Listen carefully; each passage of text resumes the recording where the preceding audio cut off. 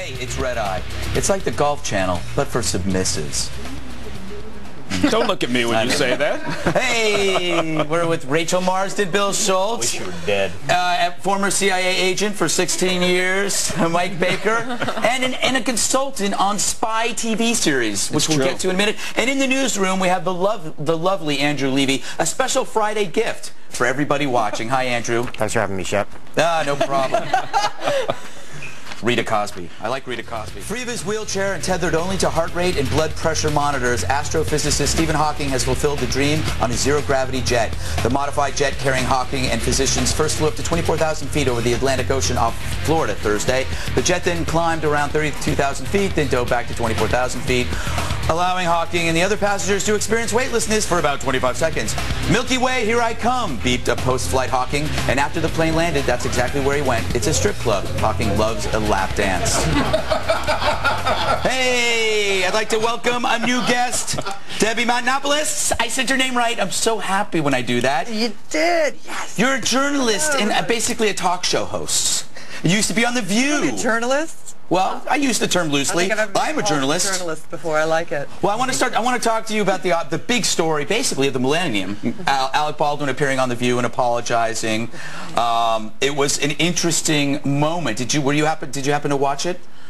I caught clips of it, and he did look genuinely sorry. I mean, look, I don't think that message was intended for the world to hear. Right. It definitely wasn't intended. And who knows how precocious his daughter is. And I'm pretty She's a little pig. That was, okay, perhaps a little pig is a little much, but I'm almost positive that was directed at his ex-wife. It's not like they've had the most amicable of divorces. I don't know. It seemed it was pretty clear it was directed at his daughter. Well, this is pretty good. He's done The View and then Dr. Phil, right? That's coming up, and he has one more stop at Oprah's couch, and he's qualified to run as a Democratic candidate for the president. I don't think he'll be running for senator. I was definitely Sorry, Debbie, what did you say? I said I don't think he'll be running for any presidential candidacy anytime soon. I will say, look, I don't know about you, but my parents got mad at me when I was a kid. Okay, they've said some pretty hurtful things to me, or they've screamed at me at times, and I deserved it. Yeah. You know, who knows what happens in those people's home? I deserved more. I bet you were a naughty little girl. You were a bad little girl. I belonged in a home for wayward girls. But we're not talking about that this evening either. Oh, we can switch topics. Yes. No, I get your point. I do think that, like, you know, it's normal to yell at your kids. My parents yelled at me, usually while they were beating me. And I felt that it helped me. But do you think he's actually going to quit acting, Debbie? I hope not. He's really good on 30 Rock. That's the reason I watched that show. If Alec Baldwin is anything, he's an amazing comedian. It's no mistake he's been on SNL more than any other actor out there. The guy's really funny. He's a great actor, and I think his comedic chops are really strong. I hope he doesn't quit. He needs to get back up off the ground and back on the bike, and he needs to pedal really hard. Bill? Are you referring to his pouch? Bill, I thought it was quite strange that he hadn't shaved. Well, I'm jealous of the fact that I can't grow something like that. And also, don't offend Mike, who came here not cleanly shaven. 3 out of the 4 of us haven't shaved. Actually, well, never mind. Neither have I. 4 out of 5. I don't know. Bill, you must have strong feelings Well, about I'll this. tell you something. He had me and he lost me, Greg. If he'd come there with pie charts and a PowerPoint presentation detailing why this girl is a thoughtless pig and convinced me of it, then I would have been on his side. But to sort of cower in front of all of these mothers and explain why it was a mistake. I mean, I don't know. Get a backbone. I want to own that pig. How many times have you gone off on somebody, though? How many times have you gotten angry? How many times and your anger has gotten the best of you, and then you realize verbally abused an 11-year-old? Right. I want to know. Do you have an hour? But how many times have you gotten angry at someone and then suddenly thought, wow, perhaps I shouldn't have said that? Okay, it is his daughter, and it wasn't the best use of words. No, he should be the adult in the situation, but he wasn't at that moment. But I think you also anger get the best of it. You do raise a good point that, you know what, they are genetically you know, similar father-daughter, she could be just like him. I mean, a real angry pig. So it could be that's the way they communicate. You know, can I make one comment? One comment would be that if this dad who made this comment was not a celebrity and everybody didn't love him because he's so cuddly, they would have slapped a restraining order on the father who made those comments. That's true. Wait a second.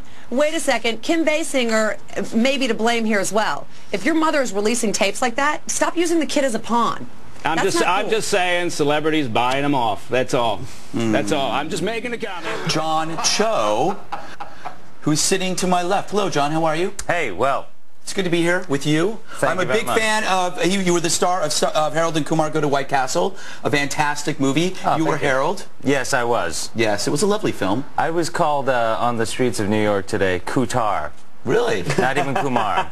Kutar. I want to ask you about this next movie, which is called West 32nd. Yes. See how prepared I am? It's not in English, is it? It's in some kind of foreign language. No, it's in English. I did not do my research. You bastard. Oh, you can't say that on TV, can you? Well, you just did. All right. We'll deal with the fallout later. It's in English. Some of the characters speak Korean. There's a lot of Korean interspersed in the movie. West 32nd refers to the street in Manhattan's Koreatown, and I play a lawyer who's taken on who's defending a child murderer, and it sort of leads to me mingling in the underworld, the Korean-American underworld here in Manhattan. When does it open?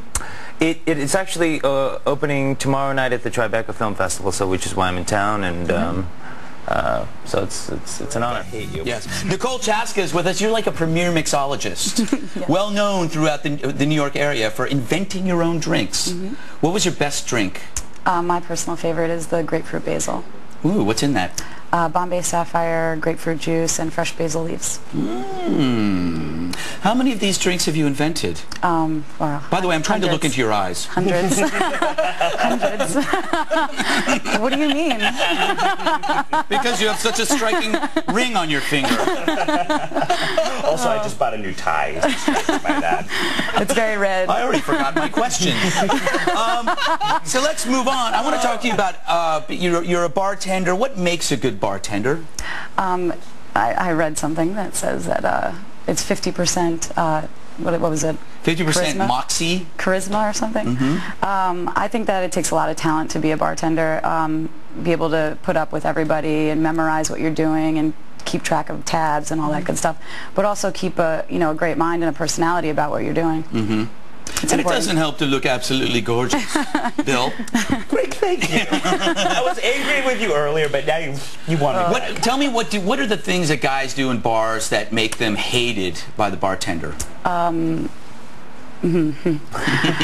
Aside from that? Mostly reaching over the bar, or hey you, blondie, or just a lot of my girls are very, very beautiful that work for the company, and they just get harassed constantly. And I can't imagine really that. Bad. It's really bad. I can't imagine that especially at all. when they're wearing little black dresses in the high boots. Yeah. Do they get bounced out? Is there a point at which the bouncers will take them out? At Stone Rose, we don't really have that big of security guards, but we do have security. Let me ask you this: what is what I would call the gayest drink? Apple martini. Yeah. Oh, I love that. But it's okay if you're a chick to drink an apple martini, right? He said right? the gayest. Also, you know what I love it as well. No, you know what? Because I love apple martinis. So there. Okay. But I want to. The thing that drives me crazy in bars is when the bars are busy and there's a guy there ordering a complicated drink. That bothers me. Well, I'm very fortunate to have a good staff that can make complicated drinks very quickly. So. I'm just asking this for our viewership's purposes, but have you ever dated a patron? Have I? Yes. Interesting. And did it go well? We dated for 5.5 years. That's well, unless it ended tragically. Yeah. All right, I'll withdraw the question. Yes. He's dead. Oh, is he? Oh, God. Oh, no. I am a bad person. Greg, you want to have a question? Yeah, no, I just want to sit here and watch you sit awkwardly and sweat.